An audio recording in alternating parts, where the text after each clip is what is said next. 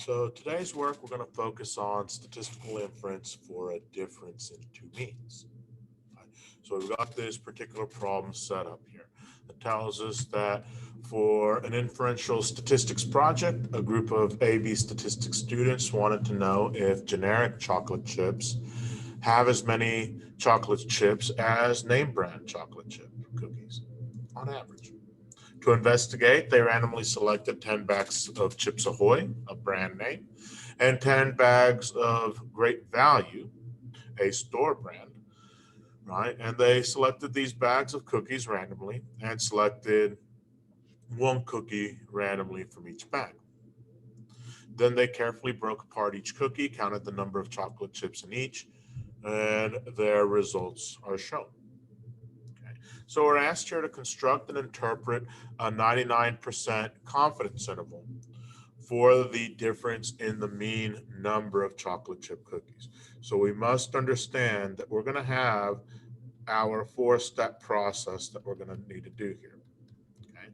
Now, for our four-step process, it's going to be useful to be able to determine what particular values are. So I'm going to go ahead and I'm going to set up to have a look at from our data. All right, we're going to look at from our data, and let's see if I can move this down where we can still see our data. So we'll scroll this up, all right, move this. And from our data, we're going to come in and say, okay, well, I need to be able to look at and determine values from my data. So I can turn on my calculator, all right, and I can go to stat and to edit. All right, and I'll come over and let's go ahead and autofocus this a little bit more so that we can see better. And I'm going to enter in the data into stat edit. All right, so there I can see my data. I've already taken the liberty to enter it in into my two fields, right? So I've got list one and list two. I've entered in all the data. Then what I can do is come over to the stat feature, the stat button, right? So I can do the stat button and I can calculate, and I've got two variables, so I can calculate my two variable statistics, right? So I say, okay, well, let me calculate my two variable statistics, list one, list two. Those are the two that I want to calculate. And I'll go ahead and calculate that, and I'm going to look to work with those numbers, right? So I have over here 18.4 for X bar, right, which will be Chips Ahoy. And I know that S of X is going to be 1.8 from my data. And from my data, I also have, and I'll just call it Y bar, right? That Y bar is going to be equal to 19.4, and S sub Y is going to be equal to 3.6, right? So once again, where did I get that from? My calculator. From my calculator, I can just come and arrow up and down, right? That I can look at, hey, I have Y bar, right? And I have my standard deviation for my second variable. And I have X bar and I have my standard deviation for my sample from that first variable, Chips Ahoy. Okay. So with that information, I'll be able to do a bit more. I know that the sample size, and I'll say, hey, n sub x is 1, and the sample size n sub y, excuse me, n sub x is 10, and the sample size n sub y is 10. Okay. So with that, I can start doing everything. So first, my state step. Well, what am I going to do for my state step? For my state step, what am I trying to do? Well, we want to estimate mu of Chips Ahoy minus mu of Great Value at the 99% confidence level, where mu, Chips Ahoy, is the true mean number of chocolate chips in Chips Ahoy cookies, and mu, GV, is the true mean number of chocolate chips in great value cookies, right? So that's my first part, state. And really for state, you have a very formulaic approach that you're gonna just rephrase the question that you're given, right? So after the state step, comes the plan step, right? So for my plan step, what do I've got? If my conditions are met, I'm going to perform a 2-sample T interval for mu. All right, I'm going to perform this 2-sample T interval for mu, and this must clearly be indicated, right? And so in this case, it's for a difference, right? So I have mu CA minus mu GV, okay? And I need to go through each of my steps. Random, right? Now the random selection is to be able to generalize my results back to a population, right? 10%. 10% is for the independence of my sample. In this case, we had 10 bags for each brand, and it's very reasonable that there are more than 100 bags for each of these brands. Okay, and then we have to check our normality condition, and we notice, right, that for our normality conditions, the distribution, right, the distribution is unknown, and our sample size is less than 30. So we must determine if our samples contain any outliers or strong skewness. We have to. And we can't simply state it, right? So we're going to use our calculator once again to help us here, right? So I'm going to go ahead and scroll this up so we have some space to see, right? And we'll come over here and we'll say, okay, well, let's come back and let's look at my calculator, okay? So I'm going to go to second stat plot, right? And I'll turn on my first plot, and I might say I want to look at a histogram, but I could also look at a box plot, right? So I'm going to set up the box plot with outliers, and I'm going to get that from list 1, and I'm just going to come over to zoom 9, and I see my box plot. Okay. Now, I'm going to need to do it for my second list as well, my great value cookies, right? And I can come over y equals, second stat plots, plot 2, turn that plot on, and I'm going to want outliers on that one as well. And I'm going to say, well, this is going to be from list 2, right? And I'm going to go to zoom 9 once again, and now I have my 2 compared box plots that I see I have no outliers and no very strong skewness, okay? So I'm going to need to put this information onto my work, right? So I'll go ahead and come over here and I'll say, hey, for Chips Ahoy, right? For Chips Ahoy, I might come over here and I might say, okay, well, with Chips Ahoy, I've got a box plot that looks how it looks, right? And I need to be able to provide at least some of the details for my box plot, right? And we're going to show you how you can do that on the calculator again, right? And then I have my great value. And for my great value, I've got my box plot, right? And I notice, right, I'm just really drawing a general box plot here, but I am going to have to label it, right? But from our box plots, right, from our box plots, we did notice, right, we did notice from our box plot that neither sample has strong skewness or outliers, so our normality condition is met, right? But these box plots aren't good enough.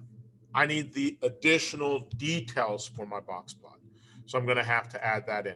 So I'm going to come back to my calculator, right? I'm going to come back to my calculator, and I'm going to come back to my stat, calculate my 2 variable statistics, list 1 and list 2, go through and calculate, and notice that I have my min and my max for list 1 and my min and my max for list 2, but I don't see the median and I don't see those other values, right? So I want to be careful about that. So rather, it'll be better to say stat calculate one variable statistics for list 1, right? And get my min, get my quartile 1, right? Get my median, get my quartile 3, get my max, right? And write that information down. So we're going to do that for my first one here.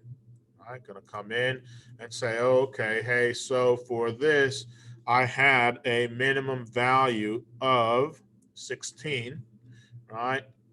I had a quartile 1 of 17. I had a median of 18.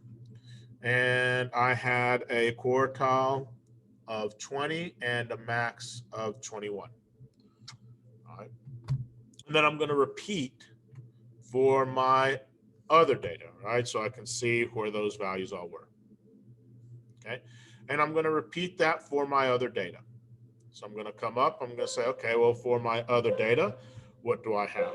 Stat, calculate one variable statistic, go to my next list, enter it in, and I have the particular values for the min and the quartiles, right? And I'm going to come in and I'll draw that, right? So I have my minimum value of 14, my quartile of 17, my median of 19.5, my third quartile of 22, and my fourth quartile of 26. If I wanted to, could I have drawn these as a stacked, right, one on top of the other? Yes, I could have. If I wanted to, could I have used a histogram for each of these? Yes, I could have. But I have to make sure that I show, not just state. Okay. Now, after that, we've got our do step, right? After this step here, we have our do step that we need to go through. Okay, so our do step, we're going to go ahead and write out. We're going to say, hey, so I've got my do step.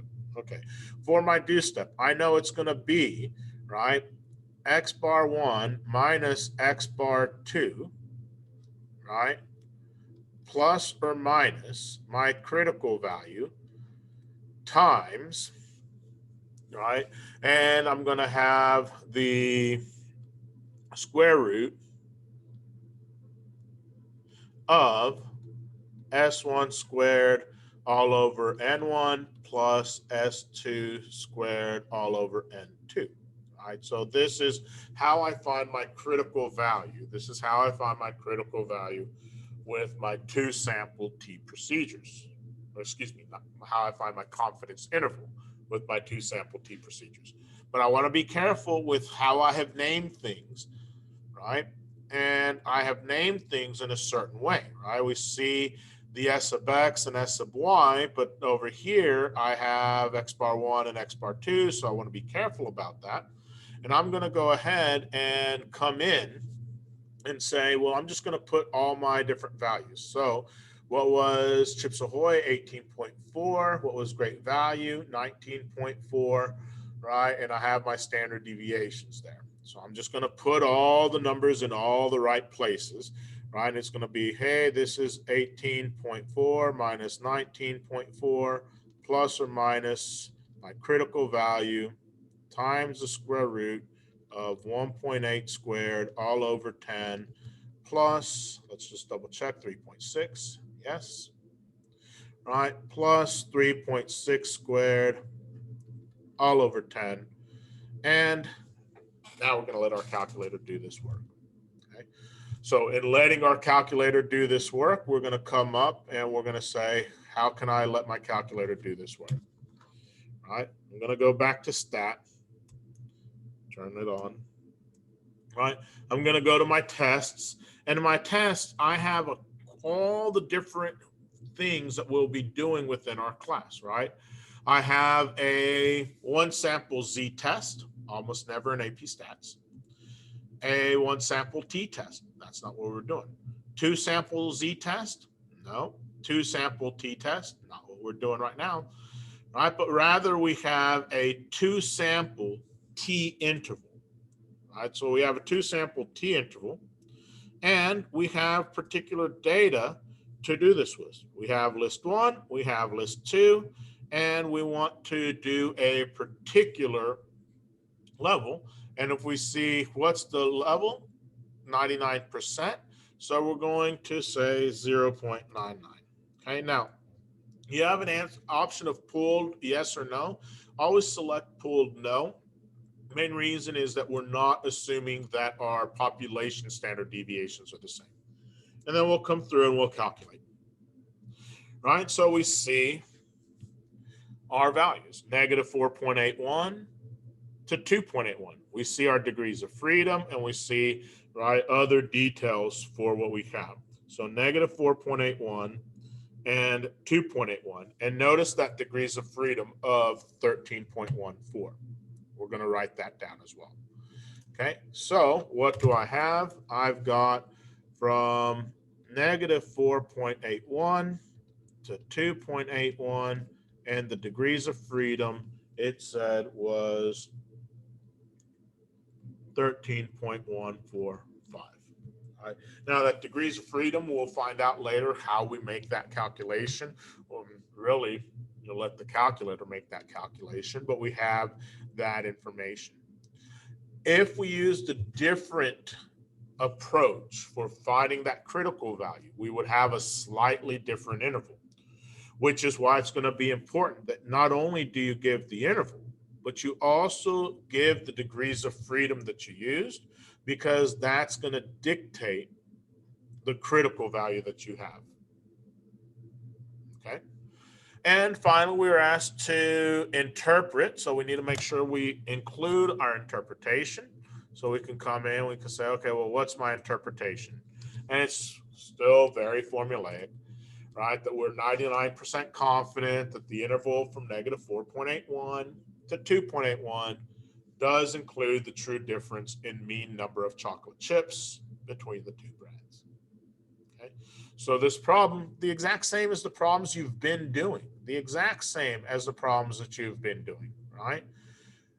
You just have to make sure that you write out all the work and that you take the time to put each piece. Okay. When you get to the assessment over this material, you can expect to see a 4-step process problem. You just have to make sure that you go through those 4 steps. Okay.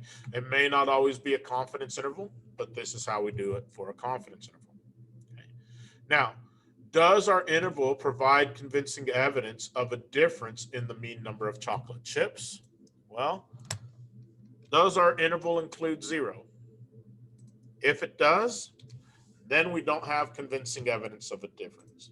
So because that interval contains 0, it is plausible that there is no difference between the mean number of chocolate chips for the two brands. There is not convincing evidence of a difference in the mean number of chocolate chips between the two brands, right? So you have to make sure that you're always providing context if you're going to want to earn full credit. Okay. In your notes, you'll see a variety of approaches for figuring out the details for this type of problem. All right. And if you have questions, as always, please make sure that you reach out.